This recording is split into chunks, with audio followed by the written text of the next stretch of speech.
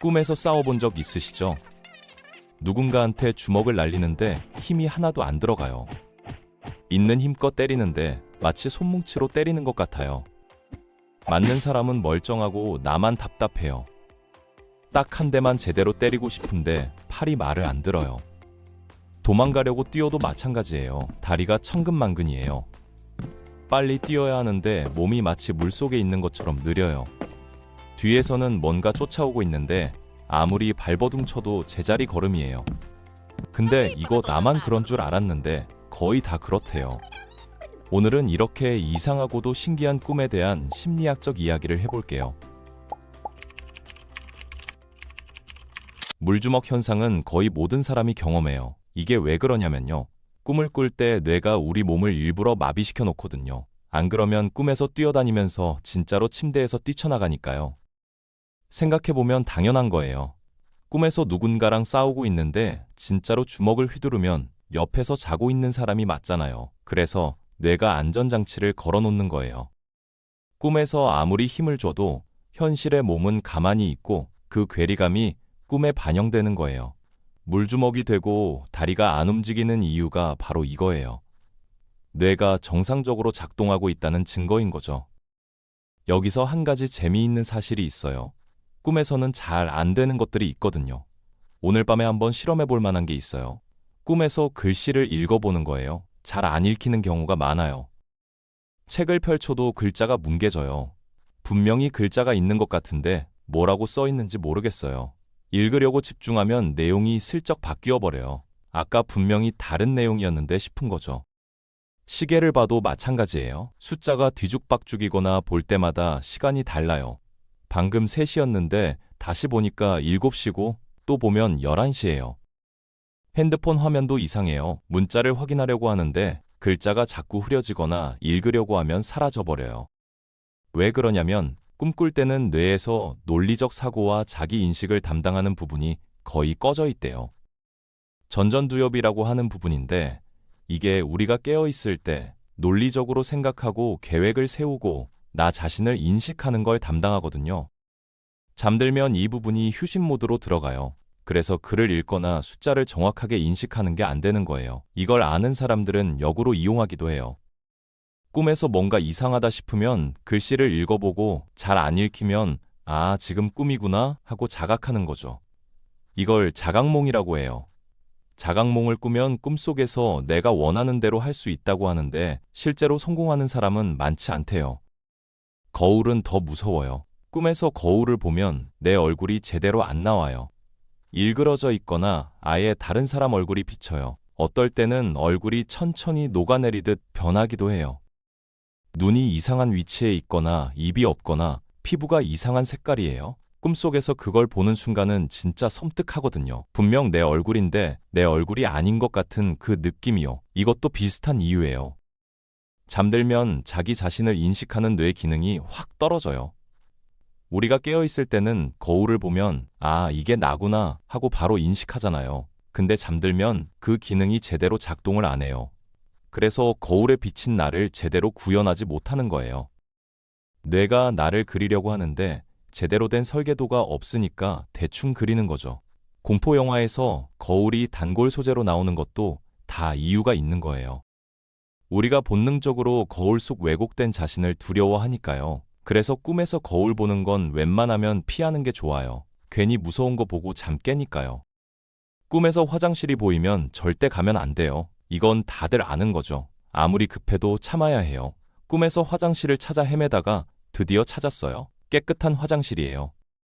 문 열고 들어가서 변기에 앉는 순간 현실에서 무슨 일이 벌어지는지 경험해 보신 분들 계실 거예요. 다행히 안 그랬어도 식은땀 흘리면서 깨는 경우가 많아요. 위험했다 싶은 거죠. 근데 이게 왜 그러냐면요. 뇌가 현실의 신호를 꿈에 끌어들이기 때문이에요. 진짜로 화장실이 마려우니까 꿈에서 화장실을 찾게 되는 거예요. 뇌가 화장실 가고 싶다는 신호를 보내는데 몸은 자고 있으니까 꿈으로 표현되는 거죠. 방이 추우면 꿈에서 눈밭을 걷고 있어요. 이불을 걷어찼거나 창문이 열려 있거나 해서 진짜로 추운 거예요. 알람이 울리면 꿈에서 전화벨이 울려요. 현실의 알람 소리가 꿈속으로 들어와서 전화벨로 바뀌는 거죠. 누가 내 이름을 부르는 꿈을 꾸다 깨면 진짜로 누가 부르고 있었던 경우도 있어요. 그러니까 꿈에서 화장실이 나오면 그건 뇌가 보내는 경고 신호인 거예요. 제발 깨라는 거죠. 화장실 가야 된다고요? 근데 솔직히 좋은 꿈보다 안 좋은 꿈이 더 많아요. 이게 원래 그래요. 연구에 따르면 우리가 꾸는 꿈 중 상당수가 불안하거나 불쾌한 내용이래요. 행복한 꿈, 즐거운 꿈은 생각보다 많지 않아요. 좋은 꿈이 더 적은 게 정상이에요. 로또 당첨되는 꿈이나 좋아하는 사람이랑 데이트하는 꿈은 가끔 꾸는데 쫓기거나 떨어지거나 무서운 꿈은 훨씬 자주 꾸잖아요. 왜 그럴까요? 심리학자들은 이걸 뇌의 위험 대비 시스템이라고 봐요. 우리 조상들이 야생에서 살아남으려면 위험한 상황을 미리 시뮬레이션 해보는 게 유리했거든요. 호랑이한테 쫓기는 상황, 높은 곳에서 떨어지는 상황, 적에게 공격받는 상황, 먹을 것을 구하지 못하는 상황, 이런 걸 꿈에서 미리 겪어보면 실제로 닥쳤을 때 더 빨리 반응할 수 있으니까요. 마치 뇌가 자체적으로 재난 대비 훈련을 시키는 것 같은 거예요. 근데 웃긴 건 현대인의 위험이 호랑이가 아니라 다음 주 발표라는 거죠. 뇌는 아직도 옛날 방식으로 작동하고 있는 거예요. 수만 년 전이랑 똑같이요. 그래서 발표 전날에 쫓기는 꿈을 꾸고 시험 전날에 떨어지는 꿈을 꾸는 거예요.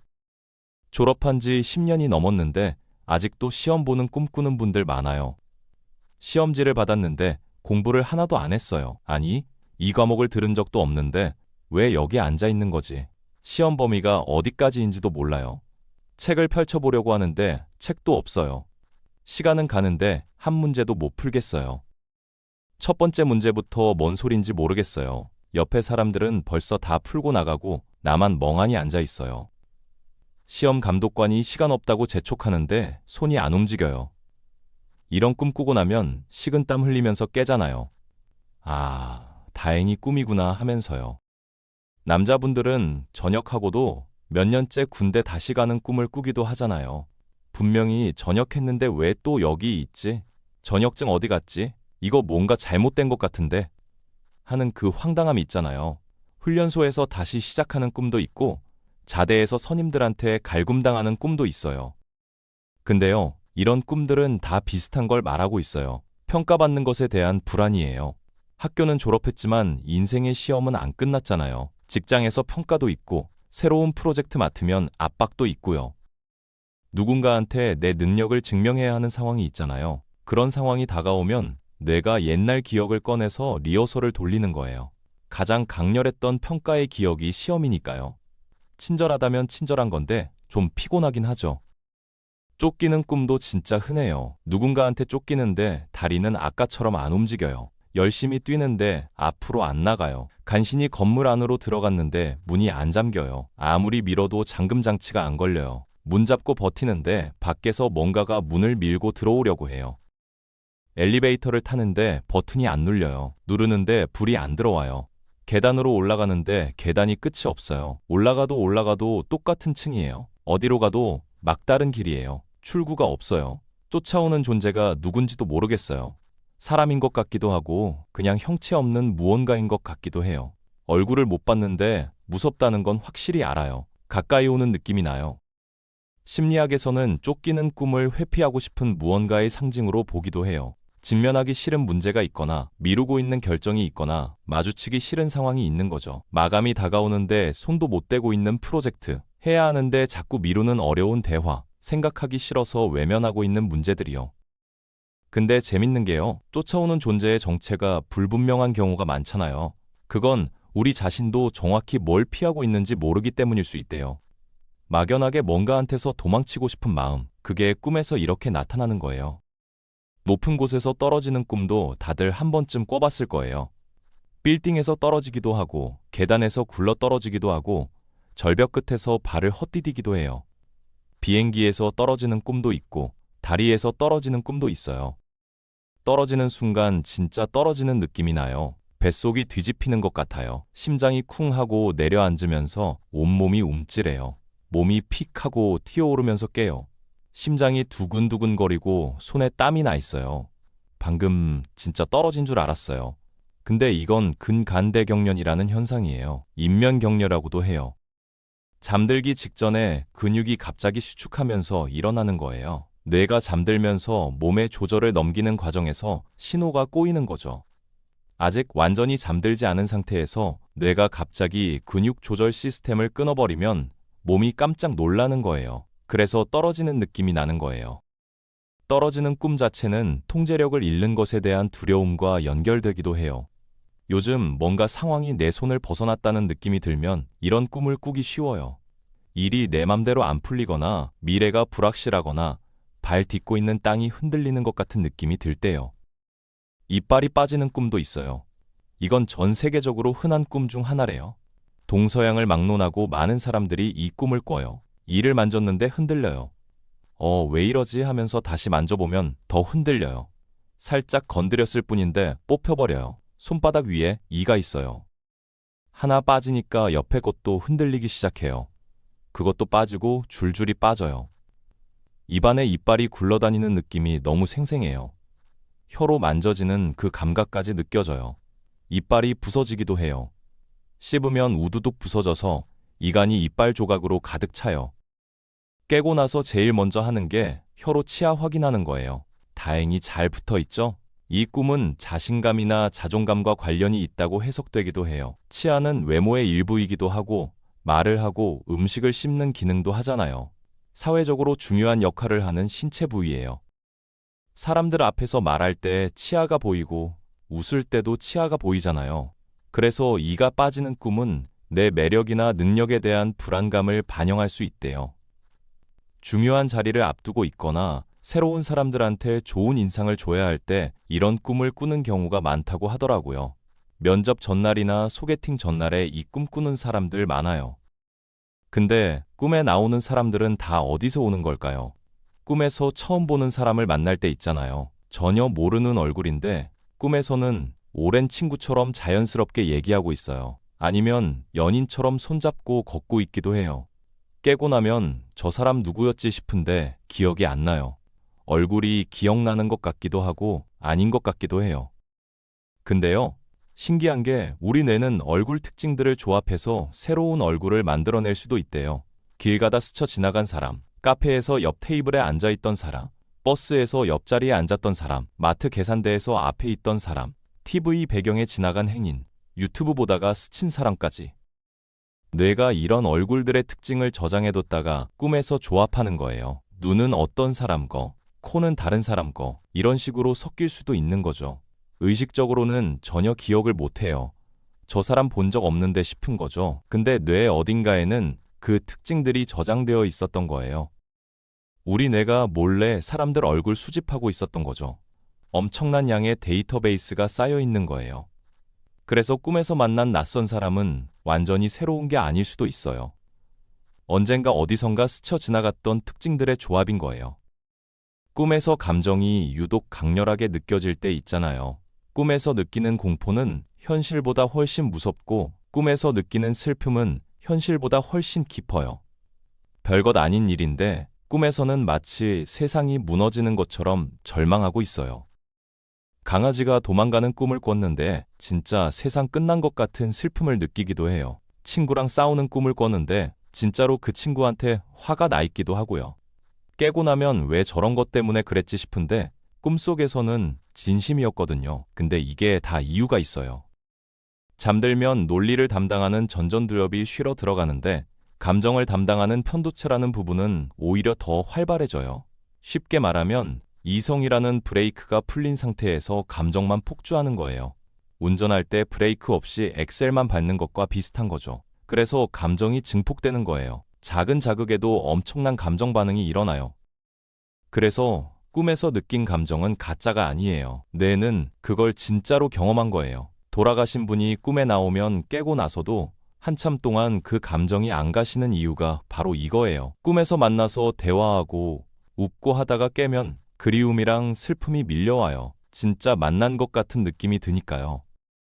가위 눌림 경험해보신 분들도 많을 거예요. 눈은 떠졌는데 몸이 안 움직여요. 손가락 하나 까딱할 수가 없어요. 입술도 안 움직여요. 뭔가 가슴을 누르는 것 같아요. 숨쉬기가 힘들어요. 누가 위에 올라앉은 것 같은 느낌이에요. 방 안에 누가 있는 것 같아요. 구석에 뭔가 서 있는 것 같은데 고개를 돌려서 확인할 수가 없어요. 검은 형체가 보이는 것 같기도 해요. 소리를 지르려고 해도 목소리가 안 나와요. 아무리 소리를 질러도 입에서 바람만 새요. 진짜 무섭잖아요. 예전에는 이걸 귀신이 누르는 거라고 생각했어요. 실제로 여러 문화권에서 비슷한 전설이 있거든요. 한국에서는 가위 눌린다고 하고, 일본에서는 카나시바리라고 해요. 서양에서는 악마가 가슴 위에 앉아 있는 거라고 생각했대요. 과학적으로 보면 수면 마비라는 현상이에요. 아까 말했듯이 꿈꿀 때 뇌는 몸을 마비시켜 놓거든요. 문제는 의식이 먼저 깨어났는데 이 마비가 아직 안 풀렸을 때예요. 눈은 떠졌고 주변이 보이는데 몸은 여전히 잠든 상태인 거죠. 반쯤 깼는데 반쯤 자고 있는 상태예요. 여기에 꿈의 잔상이 섞이면서 환각이 보이기도 해요. 방에 누가 있는 것 같은 느낌이요. 무섭긴 한데 몸에 힘 빼고 기다리면 금방 풀려요. 억지로 움직이려고 하면 더 오래 걸리니까 그냥 편하게 있으면 돼요. 잠시 후에 저절로 풀려요. 반복되는 꿈 꾸는 분들도 있어요. 똑같은 꿈을 여러 번 꾸는 거요. 장소가 똑같거나 상황이 똑같거나 등장인물이 똑같아요. 어떤 사람은 몇 년째 같은 꿈을 꾼대요. 연구에 따르면 60%에서 75%의 사람들이 반복되는 꿈을 경험한대요. 생각보다 많은 사람들이 겪는 거예요. 근데 그중 대부분이 부정적인 내용이에요. 왜 좋은 꿈은 안 반복되고 안 좋은 꿈만 자꾸 반복되는 걸까요? 로또 당첨되는 꿈은 한 번 꾸고 끝인데 쫓기는 꿈은 왜 자꾸 꾸는 걸까요? 심리학에서는 반복되는 꿈을 해결되지 않은 감정이나 문제와 연결짓고 있어요. 마음속에서 정리가 안 된 무언가가 계속 꿈으로 찾아오는 거예요. 내가 그 문제를 처리하려고 하는데 잘 안 되니까 자꾸 재시도하는 거죠. 마치 오류난 프로그램이 계속 재실행되는 것처럼요. 근데 흥미로운 게요. 그 문제가 해결되거나 마음이 정리되면 반복되던 꿈도 사라진다고 해요. 그래서 오랫동안 같은 꿈 반복해서 꾸고 있다면 뭔가 마음에 걸리는 게 있는지 한번 생각해 보는 것도 좋아요. 그게 뭔지 알고 해결하면 꿈도 바뀔 수 있어요. 꿈을 잘 안 꾼다고 생각하는 분들도 많아요. 자고 일어나면 아무것도 기억이 안 나는 경우요. 그냥 눈 감았다 떴더니 아침이에요. 중간에 뭔가 있었던 것 같기도 하고 아닌 것 같기도 해요. 근데 사실 꿈을 안 꾸는 게 아니에요. 기억을 못 하는 거예요. 우리는 매일 밤 여러 개의 꿈을 꿔요. 연구에 따르면 하룻밤에 4개에서 6개 정도의 꿈을 꾼대요. 근데 꿈의 대부분은 깨고 나서 금방 잊어버려요. 5분이면 절반이 사라지고 10분이면 거의 다 까먹는데요. 거의 다 까먹는 거예요. 꿈을 기억하려면 꿈꾸는 도중이나 직후에 깨야 해요. 렘 수면 중에 깨면 꿈을 기억할 확률이 높아지거든요. 그래서 알람 여러 개 맞춰놓고 끊어 자는 사람들이 꿈을 더 많이 기억해요. 자꾸 깨니까 꿈을 기억할 기회가 많아지는 거죠. 반대로 꿈 안 꾼다고 생각하는 분들은 그냥 푹 주무신 거예요. 중간에 안 깨고 아침까지 쭉 주무셨으니까요. 꿈을 기억할 타이밍이 없었던 거예요. 오히려 좋은 거죠. 숙면하신 거니까요. 꿈 기억 못한다고 걱정할 필요 없어요. 예지몽 얘기도 한번 해볼게요. 꿈에서 본 장면이 나중에 현실에서 일어났다는 경험이요. 어디서 본 것 같은데 싶다가 꿈에서 봤던 거다 하는 순간이요. 신기하기도 하고 좀 무섭기도 하잖아요. 나한테 예지 능력이 있는 건가 하는 생각도 들고요.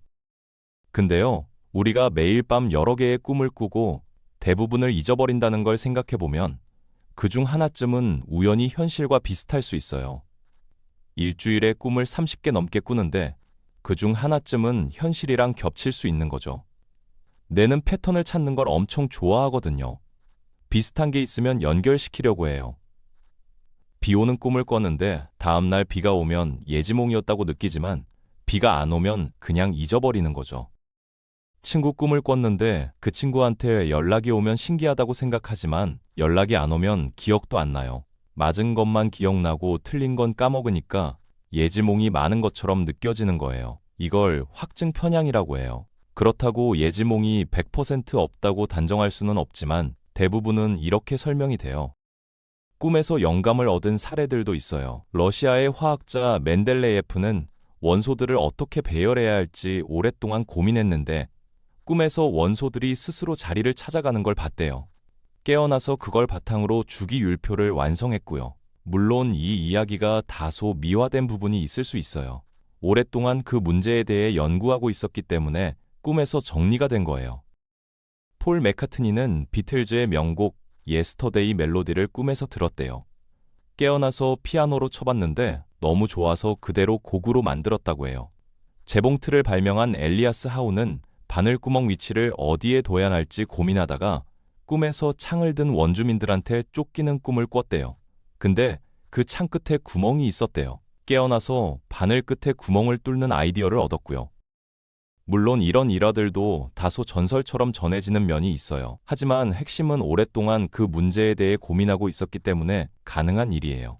아무 생각 없이 자다가 갑자기 대단한 아이디어가 뚝 떨어지는 건 아니에요. 내가 잠든 동안에도 계속 그 문제를 처리하다가 꿈이라는 형태로 답을 보여준 거죠. 그래서 어려운 문제 있을 때 일단 자고 내일 생각하자는 말이 의외로 과학적인 조언일 수 있어요. 자는 동안 뇌가 알아서 정리해 줄 수도 있으니까요. 결국 꿈은 뇌가 쉬는 시간이 아니에요. 오히려 뇌는 자는 동안 더 바쁘게 일해요. 낮 동안 들어온 정보들을 정리하고 감정을 처리하고 기억을 저장하고 필요 없는 건 버리는 작업을 하거든요. 마치 컴퓨터가 밤새 업데이트하고 정리하는 것처럼요.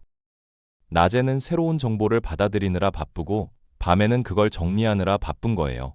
꿈은 그 과정에서 생기는 부산물이에요. 마치 뇌가 열심히 파일 정리하는 동안 우리가 흘끔 엿보는 화면 같은 거죠.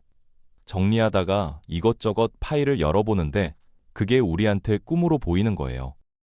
그래서 꿈이 뒤죽박죽이고 앞뒤가 안 맞는 건 당연해요. 정리 중인 파일들이 여기저기서 막 열리고 있는 거니까요. 오늘 있었던 일이랑 10년 전 일이랑 섞이고 아는 사람이랑 모르는 사람이랑 섞이는 거예요. 꿈은 미래를 예언하는 것도 아니고 당신한테 문제가 있다는 신호도 아니에요. 그냥 뇌가 밤새 열심히 일하면서 남긴 흔적이에요. 우리 모두 비슷한 꿈을 꿔요. 물주먹 꿈도 꾸고 쫓기는 꿈도 꾸고 이빨 빠지는 꿈도 꿔요. 시험 꿈도 꾸고 떨어지는 꿈도 꾸고 화장실 꿈도 꿔요. 오늘 밤에도 어떤 꿈을 꾸든 내일 아침에 눈 뜨면 그냥 또 이상한 꿈 꿨네 하면서 웃어 넘기시면 돼요. 근데요, 혹시 꿈에서 화장실이 보인다면 절대 가지 마세요. 무슨 말인지 아시죠?